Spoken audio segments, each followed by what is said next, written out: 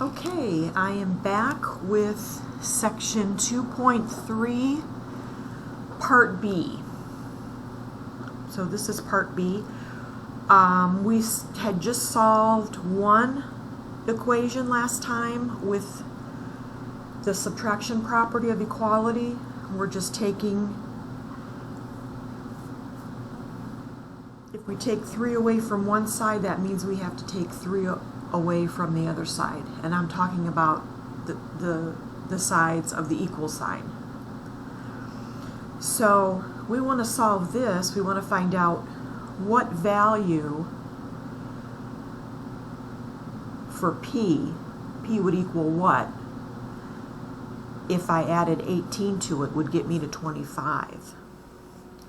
So since I have a plus 18 here, I want to use that subtraction property and subtract 18 from both sides. What I take away from one side, I have to take away from the other side of the equal sign. So I'm starting on this side. I'm taking away the 18 because I want to get that P alone so I can find out what it is, what number it is. So 18 minus 18 is gone. This is gone. And P just comes down. And 25 minus 18, I need to borrow. So 15 minus 8 is 7. 1 minus 1 is nothing. So P equals 7 is my solution or my answer.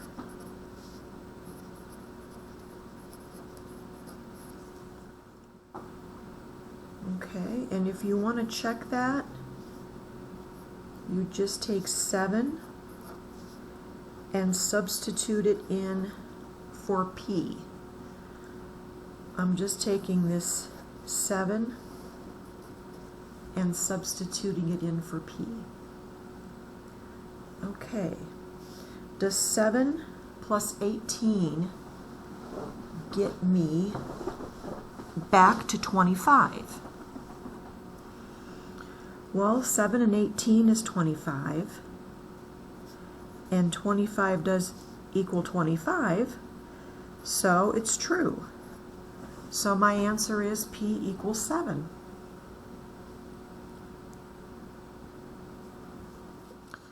Let's try one more of these to make sure we have it.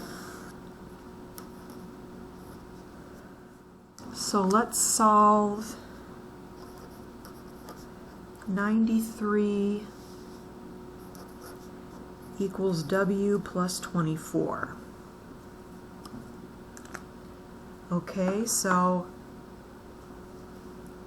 it's just written in a different way if you look at this one, but it means the same thing. So I want to find out, well, what does W equal, so that when I add it to 24, I get back to 93. So just to show you that it can be written in a different way. Okay, so how can I get rid of this plus 24? Because I want to get the variable W alone, so I can find out what it is. So if I'm adding 24, what's the opposite operation of adding something? I can subtract. So I'm going to take away 24 or minus 24 here, and always what I do to one side, I have to do to the other to keep them in balance. So minus 24 to both sides. Right here, 24 minus 24 cancels out, and I just am left with the W on that side, which is good. That's what I want. And 93 minus 24, I can't take 4 away from 3, so I need to borrow a 10 from the 9. Make that an 8. and bump that up to a 13. So now I can take the 4 away. So 13 minus 4 is 9, and 8 minus 2 is 6. So W equals 69. And if we do a check,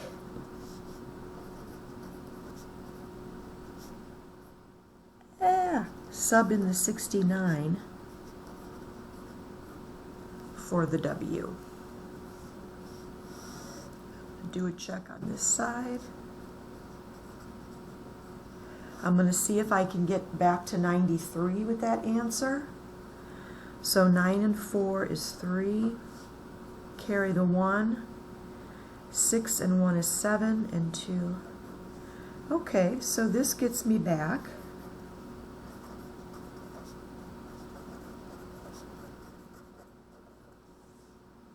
So W does equal 69. That's my answer. Easy.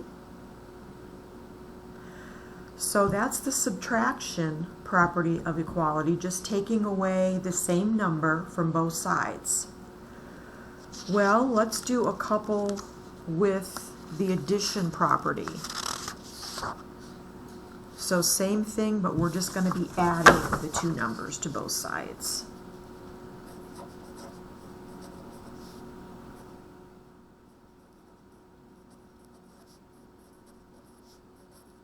So we're going to solve using the addition property of equality. Okay.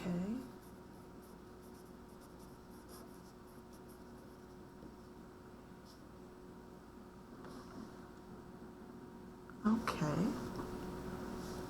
Get that right.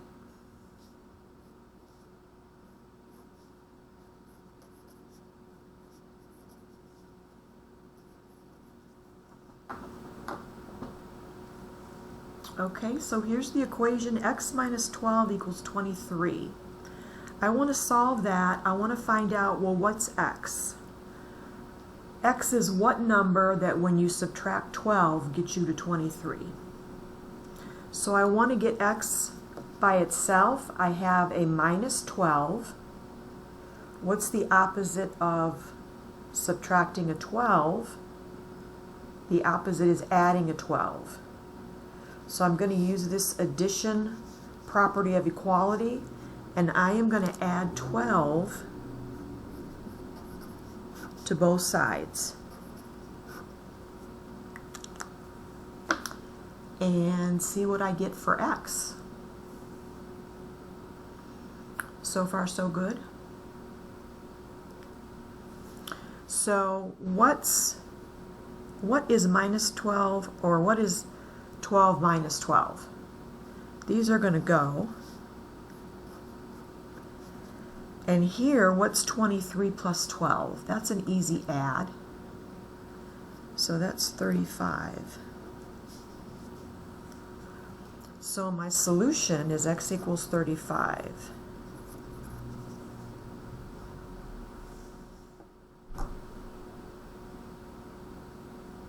Do we need to do a check? Let's plug 35 in for X. Does 35 minus 12 get me to 23?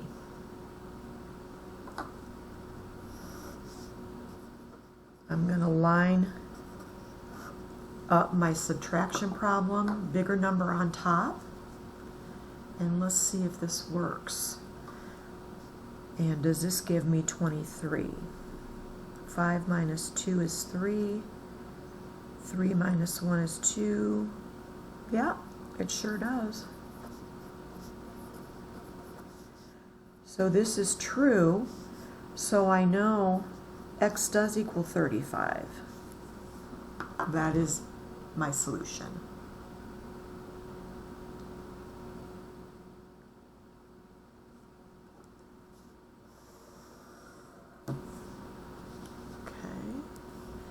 let's try another one of those.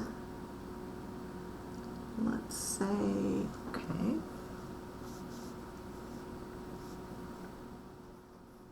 That's a Q.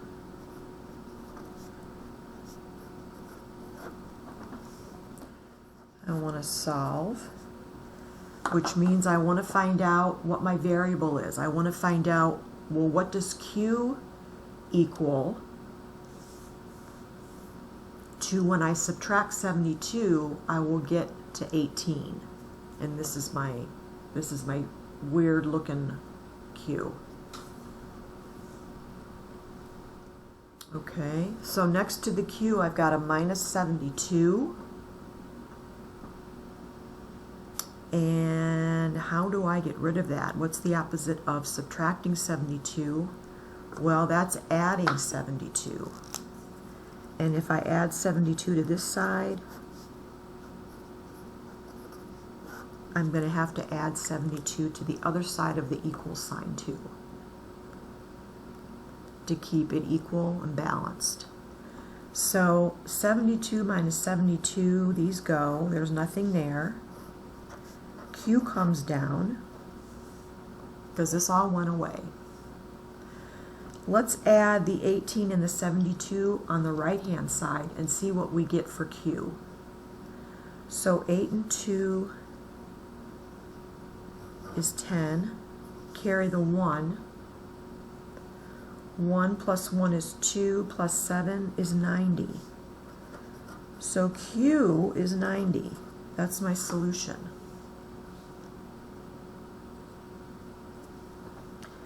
And if we want to check it, we just plug in 90 for Q. Does 90 minus 72 get me back to 18? I think it does. I'm pretty confident it does. So let's say I'm not sure. You could either punch it in your calculator, or we could do a small check on this other side. So I'm going to borrow. I can't take 2 away from 0, so I'm going to borrow from this 9. I'm going to borrow that 10, and that 0 becomes a 10, and that 9 becomes an 8. So 10 minus 2 is 8. 8 minus 7 is 1. So this does check. So Q does equal 90. We're good.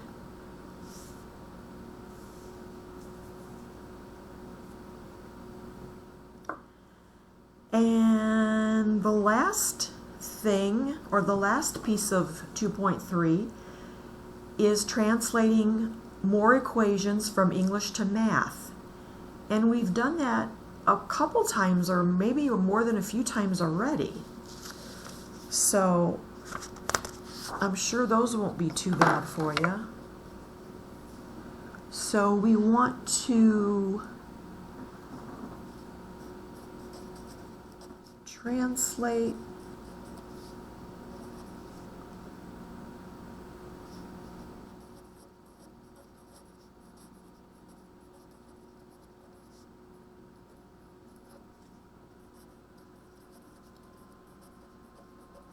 a word phrase into algebra or into math. So what if I had, here's the first one, the sum of 7 and 9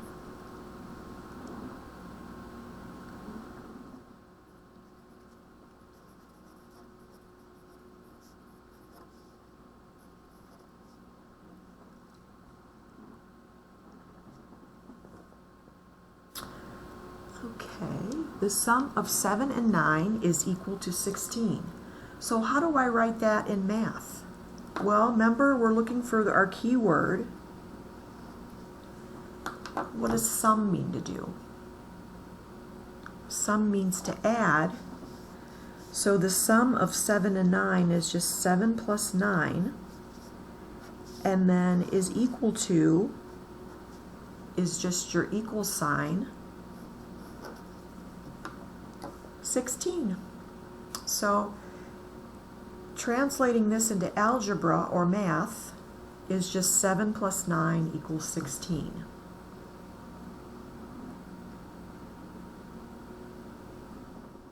Okay, let's go a little bit harder.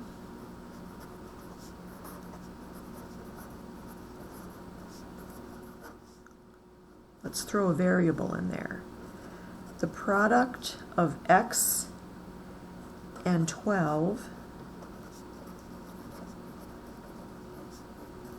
is equal to 34. So the product of x and 12 is equal to 34.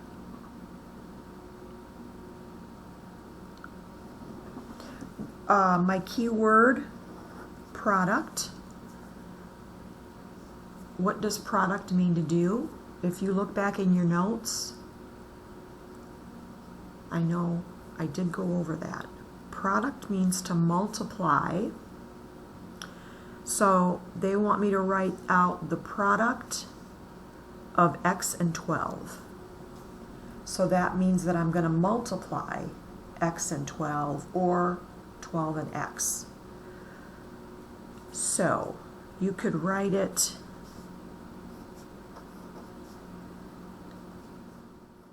like that.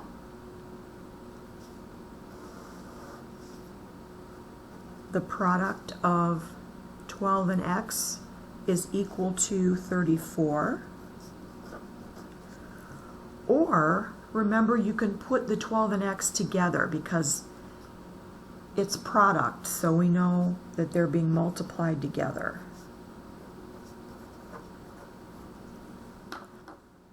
So either way is good. You can show the times if you want, or you can just put the 12 and x side by side and then make sure is equal to 34. And I'll do one last one.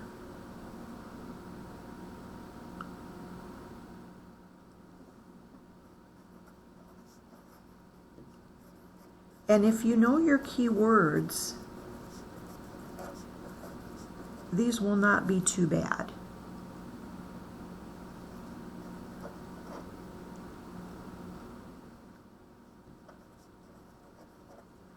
So this is the difference of D and 30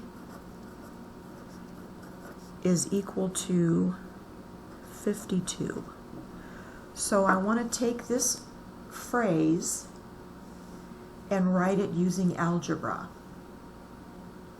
So do we remember what difference means?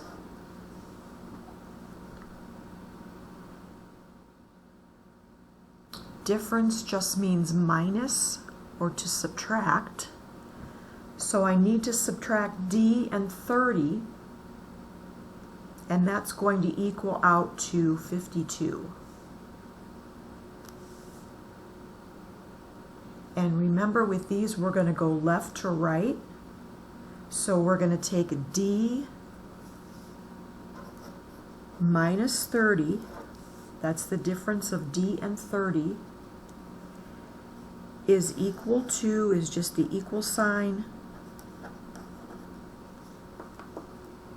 52. So this phrase translated into algebra is D minus 30 equals 52. And that's it. We're done.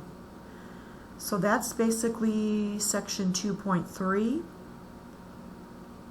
If you're stuck anywhere and need more examples, I'll be glad to do some. Just give me an email, send me an email, and let me know.